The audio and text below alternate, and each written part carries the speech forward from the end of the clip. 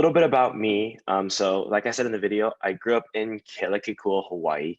It's a very small town on the Big Island of Hawaii. So if anybody's ever been to Hawaii, a lot of people go to travel to Oahu and to Maui and to different islands, but my island's not as populated or as popular as a tourist destination. So it's just a little bit of growing up for me. And so what I'm going to talk about today is being your age and what I went through both at the summit and then after the summit leading into my college experience. So you guys can kind of relate to me. That's about 6 years ago now compared to where I'm at now. Sound good, everybody? Thumbs up? Okay, so when I was your age, my whole experience leading up to the summit kind of started at this conference. And so to get to this conference, there was an essay contest. And my mom came to me with it one day and she was like, hey, you should write this essay. And in high school and playing sports and everything, I was much less interested in doing an essay contest than going and hanging out with my friends. However, as much as I regret to say, she's like, the winner gets an Xbox 360. So that shows you how old I am. And I was like, oh, I'll do the contest. What's it about? And she's like, here's the prompt. It's a 1-question essay and then go for it. And so the prompt was, why is sustainability important to you, Hawaii, and APEC? And APEC is a conference that was holding this essay contest and a big conference later on in Hawaii about 4 months later. And so that's the Asia Pacific Economic Cooperation, but kind of besides the point. The main point is that I started to write this essay and I couldn't figure out what really sustainability meant, why it was important to me. And then my brain shifted more towards, why don't I know more about this topic? And why am I having so much trouble with this one question when I was a really good student, I was applying to colleges, I was getting into places. And so this kind of led me down a path of wondering why my education wasn't a little different than it was in high school, just in general. And so later on this school year, so a couple months after I did the essay contest, I participated in a conference in Hawaii called the Secondary Student Conference. So what's great in Hawaii is that they bring all the students from all around the different islands together on Oahu, where the capital is.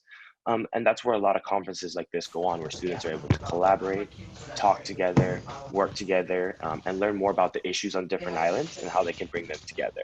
And so at this conference, everybody had to make what's called a resolution. And so what that is you have to create something that you want to see changed in Hawaii, whether it's in schools, whether it's in the environment, whether it's in policy, anything that you can kind of think of. And then you have to present it in front of the rest of the students. So there were about 170 of us, and we all presented our resolutions. So it was a great experience. And my resolution was about incorporating sustainability into the schooling education system, because it's a little different now because sustainability is really prevalent. I still think it could be incorporated a little bit more in the schooling system, but this was back in 2012 and 2013. So this is just when people were creating plans of like getting renewable energy done by 2020. And so it wasn't something that was as popular then as it is now. And I garnered a lot of support from the rest of the students around me and from some of the people around me. And I realized that this was a real issue. And I wasn't the only one that felt this way, excuse me. And so after the summit after the conference ended, there was a little bit of kind of like a lull time. I started basketball season, I started sports seasons. I was busy with my classes.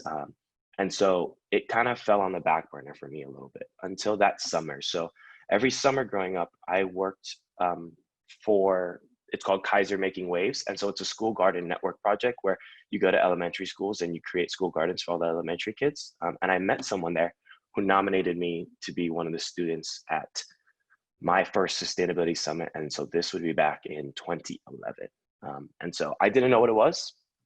I just was like, sure, like, I'm having issue getting my mind across with the resolution. I would love to hear more like-minded students like me.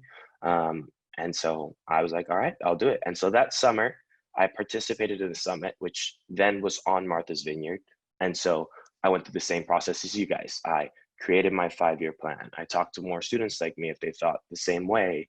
I went through the process of, who can I reach out to and how can some adults help me? And I learned a lot along the way of that process.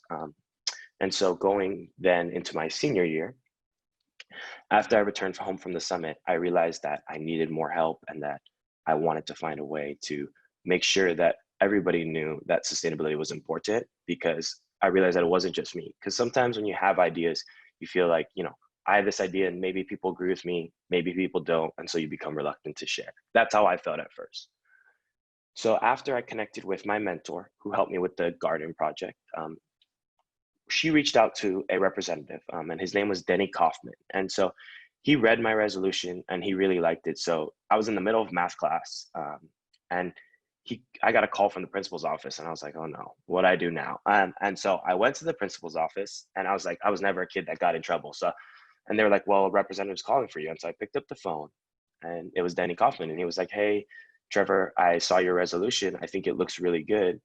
Would you like to meet and talk about it? And I was like, absolutely. So this will kind of initiate the second part of this young journey. So I ended up meeting with Representative Kaufman, and he went through, what it's like to be in politics, kind of some of the issues that he is targeting right now, and how my resolution fit in with all the issues that he was addressing.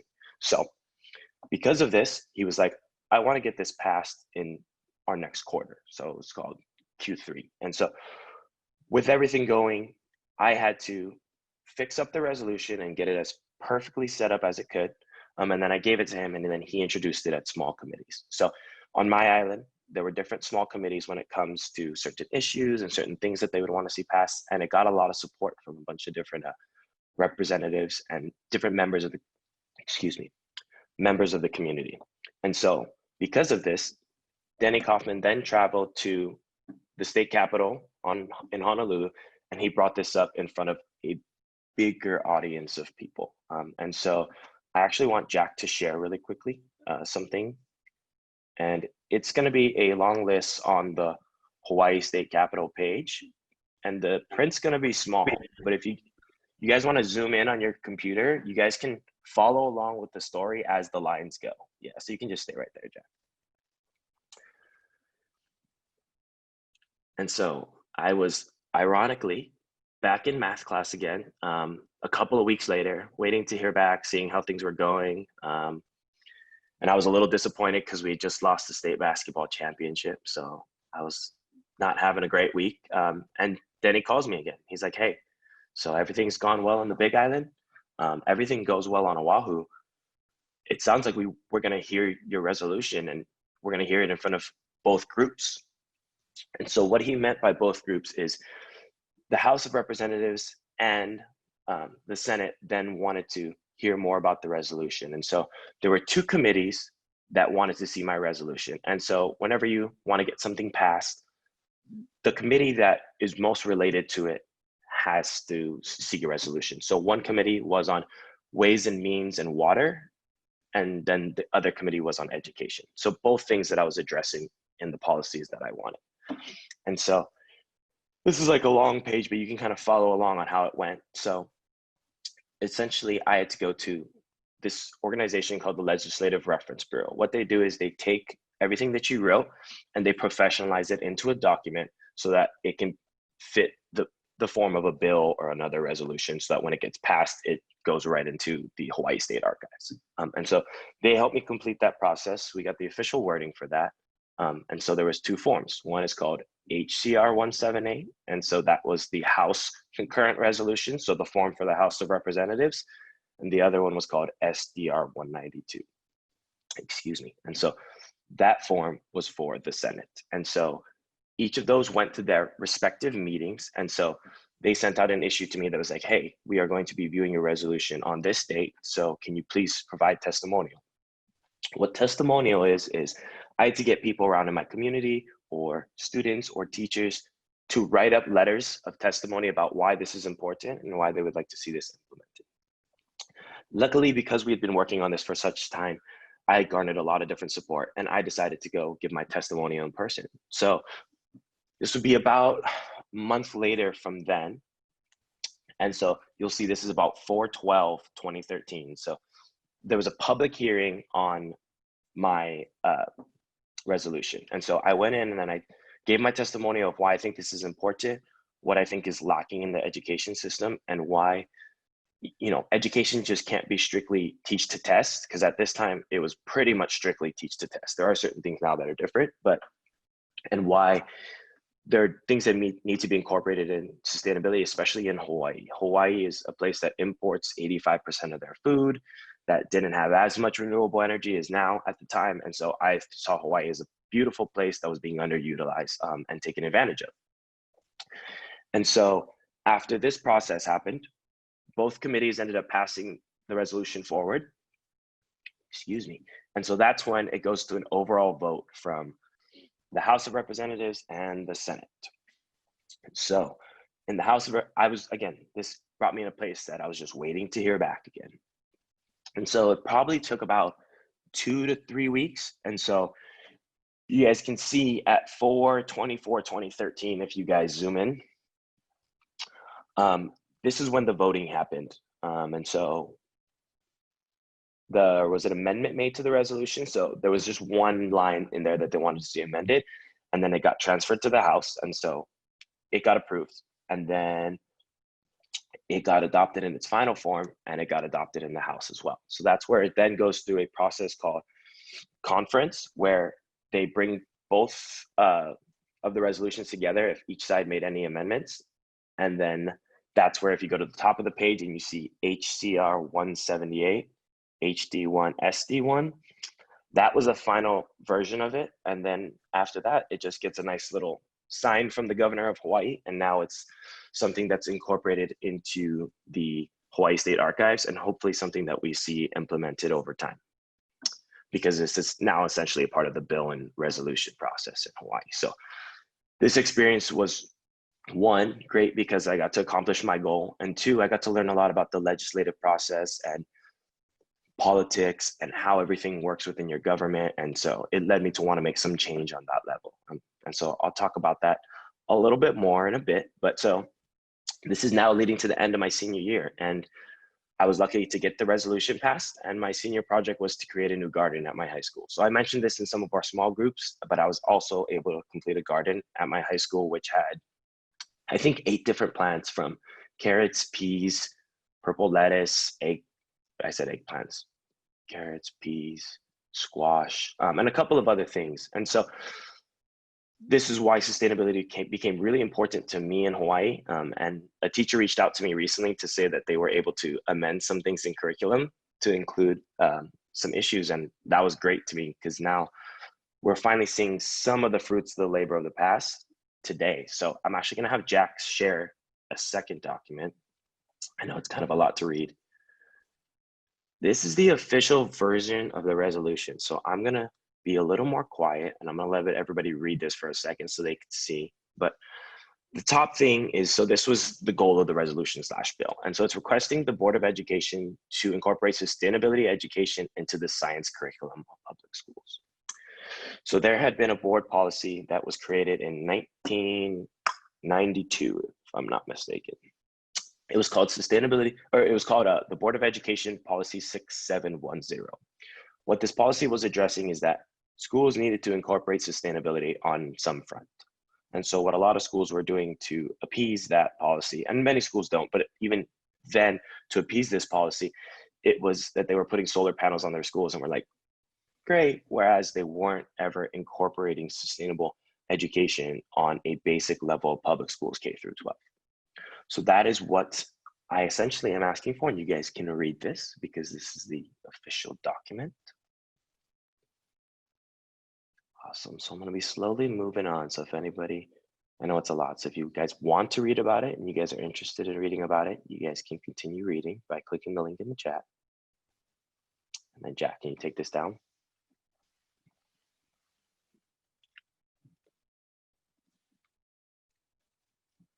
And so why I think this is important and why I think that this was the perfect time to have this presentation is because I did something that I thought mattered. But what was more important is that I learned that when you have conviction in something, and that when you really want something done, that your voice and your opinion does matter. And so kind of like how we talked about voting in different things, sometimes it takes time in your life to experience it with other people and learn from others to realize that sometimes it might not seem like what I'm doing matters as much, but one, it always does. somebody always cares. And two, you can make a really big difference on other people. So if you feel strongly about something, then go and continue and do that. And so that was essentially all of my experience from around your guys' age. So that was me just about as a junior in high school to graduating. And then after this, I graduated high school. I went to college on a one-way flight. I went to Southern California and I left Hawaii, and it was a big adjustment, but I graduated with my bachelor's in kinesiology, and I had minors in nutrition and psychology. So, and I was originally going to go to physical therapy school. I decided not to. And so now I'm working as a relationship manager for a marketing company to focus. And then I also am about to open up my own business that's based on like functional movement and lifestyle changes and things. So, and hopefully I'm going to start my MBA in the fall, and I want to go into sustainable consulting. So kind of like how Alex Perkins, our first speaker on Saturday, was talking about ESG. I want to do consulting with businesses about their environmental and social governance.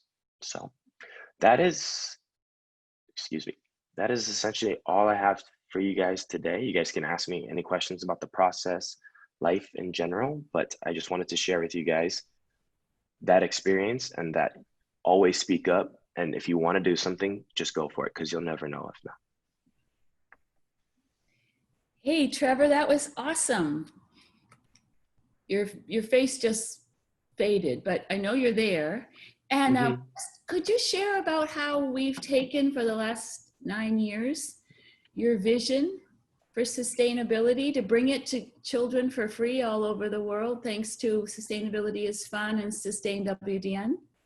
Yeah, absolutely. Sorry, I totally forgot to continue to elaborate. So that was one of my goals, is that with working with Stone Soup, and I wanted to reach out to more kids. And so in Hawaii, we're hoping for these changes, but in other places around the country, I wanted kids to have similar levels of changes. So I wanted them to be able to learn about sustainability on their own and make it an enjoyable experience. Because some kids, you know, at this time, I felt like education to me was just like reading a book and like blurbing information. And not every teacher was that way, but I thought that if we found ways to make sustainability more engaging for students, to show them more projects, to show them different things that are going on in the world and how you can get involved at a very grand level, and even at like a remote level, however you can help. I thought that was really important. And so now, 9 years later, we have created Sustainability is Fun and Sustain WDN to try to help to reach out to kids like you and other kids, and hope that we can teach them a little bit more about sustainability, and that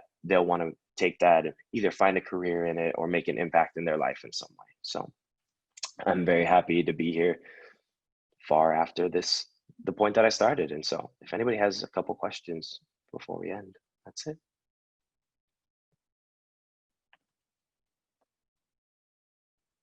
I have a question. Go ahead. So, okay. Am I lagging? Sorry, what was that, Rebecca? Am I lagging? A little bit, but I can hear you. You're okay. Okay. So, I think like what you done, like you set an example for all of us. Like some of us are 17 or 18, and it just shows that we can do more stuff like what you did at our age. So I wanted to know, like, weren't you like nervous to go up there and say the thing in front of the House of Rep and Senate? So one, I'm a okay public speaker now, but I used to be terrified of speaking then. And so I was really nervous to go up there. One thing that I always did is, my mom's a pretty strong, confident person. She's kind of my role model. And so she would stay up pretty late with me and like practice and do stuff with me. But she was always just like, at the end of the day, do your nerves outweigh the difference that you'd feel like you're making if this goes well? And so that would be the conversation that we'd have even like right before I started it. So I kind of realized, you know, this has to go well, because for me, this is more important than, you know, my nerves and anything else. So surprisingly, in all of those settings, when it comes to something that I'm really passionate and I care about, I do pretty well public speaking. My valedictorian speech at my high school graduation is one of the most embarrassing moments of my life. So that didn't go well. But besides that, everything else has been great. Thanks, Rebecca. Anybody else? Questions? I have a question. Go ahead. So you said that you, well, I feel like you had a lot going on, like basketball and all the other things that you mentioned. How did you manage your time so well? Yeah, so I think that was one thing that I learned a lot growing up. So I played 3 sports in high school, and I worked on a farm. I think I mentioned that to some of you guys. So on Sundays, my parents would make me and my dad would run basketball practice in the morning from 6 to 8 a.m. And then I would work on the farm with my parents all day long. And so I think I can just credit them because they taught me from a really young age, like, look, if you want something, just work hard and practice, and you'll be able to get everything that you want from that point forward. And if you don't, then again, kind of like that same conversation before, you're going to feel worse when you don't get to where you want to get to, or when you miss out on something, than however hard you feel like you have to work now. So that was always kind of the conversation they came back to is, and then and as you try to envision that, you kind of build more, work ethic, time management, and it's never perfect, but as long as you're constantly improving on it, I think that's the big point.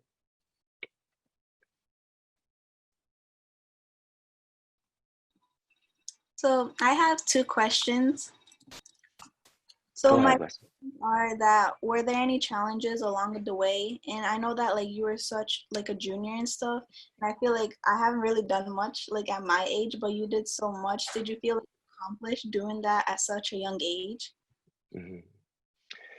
Yeah, so I'll target the first question. So with challenges, there were a good amount of challenges. I had to get lucky along the way, in addition to having something like that I thought was good, because I needed to, one, get connected with Stone Soup and with other people around me, and to try to get more word out about why I thought this was important. Because had Denny Kaufman never reached out to me, had I never participated in my first summit, I probably wouldn't have gotten any of it done. So again, I think it was just me learning to be vocal about something that I think is important, which is great about social media now, but it wasn't like, and I don't think Instagram was even a thing back then, which makes me sound really bad, like old. But it was more just, tell people that I know Hawaii means a lot to me, and so I needed to make a difference in Hawaii. And so if you ever meet people from Hawaii, a lot of people feel that way. And so that was one thing. And then, sorry, what was your second question again, Wesley? Did you feel accomplished doing what you did at such a young age that many students can't at their age? Yeah, I definitely felt accomplished. I think what made me feel more accomplished than completing it was more so just getting the support from people in the community around me that mattered, because it just was something that was important to me that I never thought a representative would call me to pull me out of my math class to talk to me about something that I thought was important. And so it's, when you're vocal about things that are important, reaching out to teachers, reaching out to people around you. I did a lot of community service projects, and that's how I met these people, was through community service projects where I was already giving back. So you never know how things are going to fall, and you just give a little bit and a lot of it, and then the next thing you know, things that you want to happen will happen. So